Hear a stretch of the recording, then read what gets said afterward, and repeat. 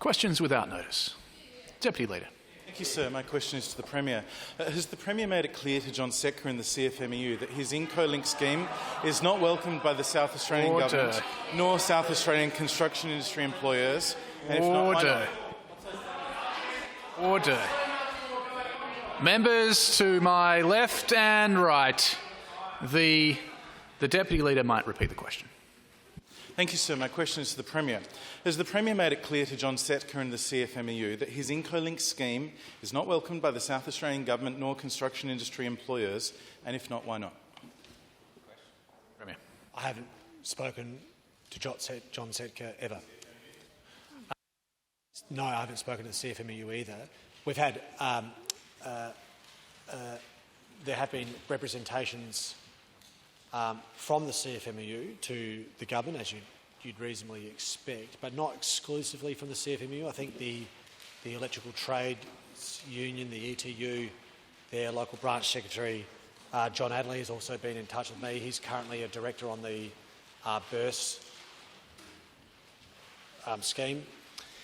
But they have been in touch with us, as we have been in touch with the Master Builders Association, and the government's position remains as it has been ever since the Deputy Leader of the Opposition asked about this last. We're keen to work with industry to make sure we get the right outcome here. We think there should be union representation on a redundancy scheme that's about protecting workers' interests. I think that both the Incolink model and the burst model, where there is collaboration between the NBA and the relevant building trade unions, CFMEU, ETU. I think there may be other unions on both Incolink and burst. We think that's the right model.